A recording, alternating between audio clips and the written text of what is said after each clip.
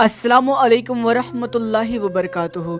दोस्तों, आज आप सभी के लिए एक बड़ा ही इबरतनाक वाक़या लेकर आया हूँ जो कि मदीना शरीफ के अंदर पेश आया। एक औरत ने किस तरीके से एक बहुत बड़ी गुस्ताखी की कि जिसके बाद उसके ऊपर फ़ौरन ही अल्लाह का भयंकर अजाब नाजिल हो गया, जिस बारे में आप सुनेंगे तो यकीनन आपके भी रोंगटे खड़े हो जाएंगे। और अगर आपने ऐसी गलती की तो हो सकता है कि आपके ऊपर भी ये अल्लाह का अजाब नाजिल हो जाए।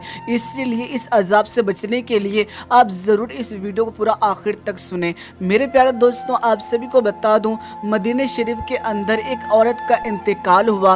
तो ऐसे वक्त में तमाम मोहल्ले के जितने भी लोग थे उन लोगों ने उस औरत के गुस्ल वगैरह का इंतज़ाम किया। लेकिन दोस्तों, तभी एक बड़ा ही अजीबोगरीब वाक़या पेश आया कि जिसको सुनने के बाद यकीनन बहुत ज़्यादा हैरानी होती है। आप सभी को बता दूं, जिस औरत का इंतकाल हुआ था उसी औरत के जनाजे के पास कुछ औरतें जो थी वह आपस में बातें कर रही थी। लेकिन तभी उनमें से एक औरत जो होती है वो ये बात कहती है कि जिस औरत को तुम यहाँ पर लेटा हुआ देख रहे हो इसके बारे में तो मैंने बहुत सारी उल्टी सीधी बातें सुनी थी।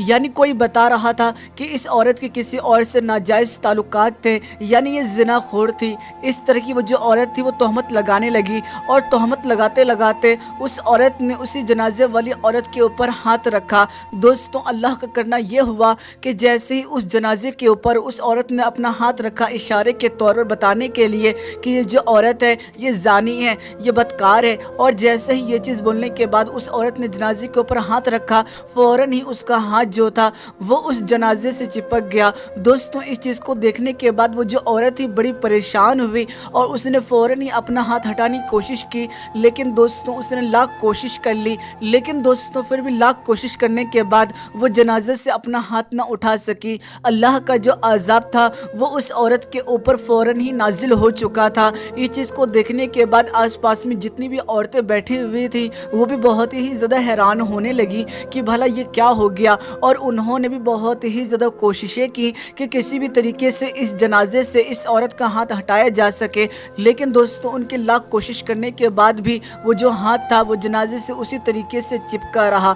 आपको बता दूं, ये जो बात थी वो पूरे घर के अंदर फैलने लगी और जो भी मर्द हजरात घर के अंदर थे वो सब के सब उस जनाजे के करीब आए और उन्होंने भी उस औरत का हाथ जो था वो उस जनाजे से हटाने की कोशिश की। लेकिन दोस्तों, तमाम मर्दों ने कोशिश करने के बाद भी नाकामी हासिल की, यानी किसी भी तरीके से उस औरत का हाथ जो था वो उस जनाजे से अलग होने का नाम ही नहीं ले रहा था। आपको बता दूं, ये जो बात थी वो पूरे तरीके से हर तरफ फैलने लगी। जब लोगों ने इस चीज़ को महसूस किया कि लोगों के लाख कोशिश करने के बाद भी ये जो हाथ है इसके जनाजे से नहीं हट रहा, तो ऐसे वक्त में वो परेशान होने के बाद एक डॉक्टर को बुलाते हैं और डॉक्टर भी अपनी पूरी तरीके से कोशिश करता है। लेकिन दोस्तों, फिर भी उस जनाजे से उस औरत का हाथ जो है वो हटने का नाम नहीं लेता। ऐसे वक्त में डॉक्टर जो होता है वो भी परेशान हो जाता है और वो ये बात कहता है कि अब तो दो ही सूरत नज़र आती है, या तो इस औरत का हाथ काट दिया जाए या फिर जिसका जनाजा है उसके जिस्म को वहाँ से काट दिया जाए जहाँ पर इस औरत का हाथ चिपका हुआ है। यही दो सूरत है, इसके अलावा कोई और सूरत नज़र नहीं आती। लेकिन दोस्तों, आपको बता दूं, जब बात सामने ये आई कि इस औरत का हाथ काट दिया जाए तो ऐसे वक्त में उस औरत के जो घर वाले थे वो ये बात कहने लगे कि अगर इस औरत का हाथ काट दिया जाएगा तो सारी ज़िंदगी के लिए जो औरत है ये माजूर हो जाएगी, यानी कोई भी काम ये नहीं कर पाएगी। ऐसे वक्त में तमाम जितने भी लोग थे उन्होंने इस चीज़ से इनकार कर दिया। और दूसरी ही जानिब जब ये बात कही गई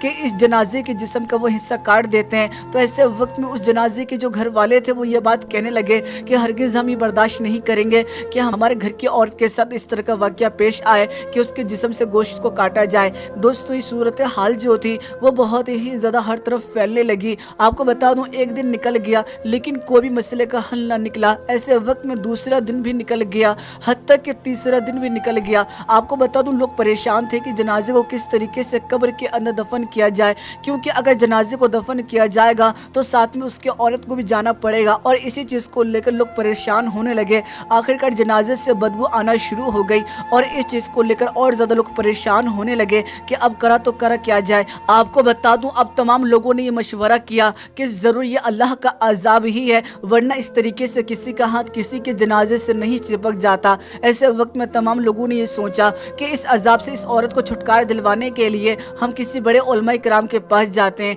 और उनसे जाकर जाकर मशवरा लेते हैं, जो वो फैसला करेंगे हम उस फैसले को मान लेंगे। आपको बता दूं तमाम जितने भी लोग थे वो अनस बिन मालिक के पास पहुंचे और सारा वाकया उनको जाकर सुनाया। ऐसे वक्त में अनस बिन मालिक ने यह बात कही कि वो जो औरत है उसने कोई ना कोई ज़रूर गुस्ताखी की है। ऐसे वक्त में अनस बिन मालिक जो थे वो उसी औरत के करीब गए, पर्दे की आड़ में ही उस औरत से ये सवाल करने लगे कि तूने ऐसी कौन सी गुस्ताखी की है कि जिसकी बिना पर तेरा हाथ चिपक गया। तो ऐसे वक्त में जो औरत थी वो ये बात कहने लगी कि मैंने तो कोई गुस्ताखी नहीं की है। लेकिन ऐसे वक्त में अनस बिन मालिक रहमतुल्लाह अलैह ने यह बात कही कि मुझे ये बात बताओ कि जिस वक्त तुम्हारा हाथ इस औरत से चिपका था उस वक्त तुम कौन से अल्फाजों का इस्तेमाल कर रही थी।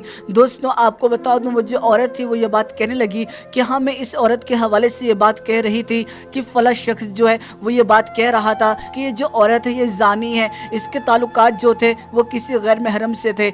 ऐसे वक्त में अनस बिन मालिक रहमतुल्लाह अलैह को साफ तौर से ये बात मालूम पड़ गई कि ज़रूर इस औरत ने इस औरत के ऊपर तोहमत लगाई है और इसी वजह से इस औरत के ऊपर अल्लाह का अजाब नाजिल हो गया। दोस्तों अनस बिन मालिक रहमतुल्लाह अलैह ने पूरे तरीके से किताब का मुआयना किया और उनको ये बात मालूम पड़ी कि जब कोई किसी के ऊपर तोहमत लगाता है तभी ऐसा अजाब नाजिल होता है। और दोस्तों ये तोहमत लगाई गई थी, ये झूठा तोहमत था और इसी वजह से अजाब उस औरत के ऊपर नाजिल हो गया था। उस औरत से ये बात कही गई जब तुम्हें इस बात की पूरे तरीके से तस्दीक नहीं थी तो फिर तुमने इस औरत के ऊपर झूठा इल्ज़ाम क्यों लगाया, तोहमत क्यों लगाई और इसी वजह से तुम्हारे ऊपर ये अजाब नाजिल हुआ है। तो दोस्तों तमाम बातें जो थी वो सामने आ चुकी थी कि इस औरत ने इस जनाजे वाली औरत के ऊपर तोहमत लगाई थी, झूठा इल्ज़ाम लगाया था, इसी वजह से ये अजाब नाजिल हुआ है। ऐसे वक्त में अनस बिन मालिक ने तमाम तरीके किताबों का मुआयना किया और उनको ये बात मालूम पड़ी कि जब इस गुनहगार औरत के ऊपर 80 कोड़े लगाए जाएंगे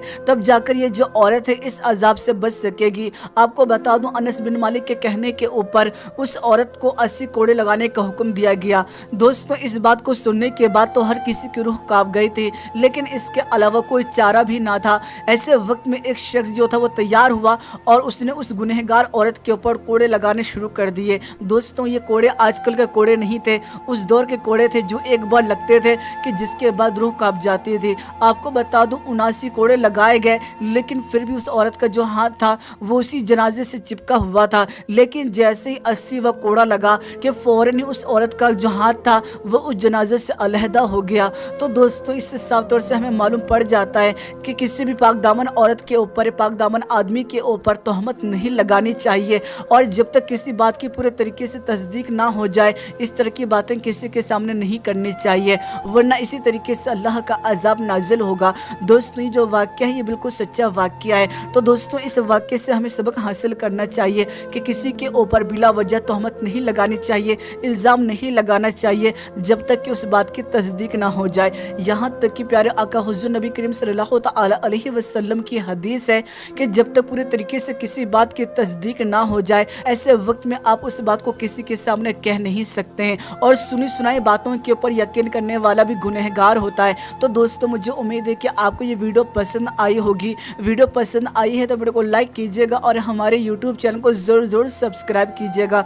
और दोस्तों अगर वीडियो पसंद आई है तो इस वीडियो को जितना ज़्यादा हो सकेगा उतना ज़्यादा शेयर कीजिएगा। दोस्तों फिर मुलाकात होगी एक नई वीडियो में, जब तक के लिए अल्लाह हाफिज़।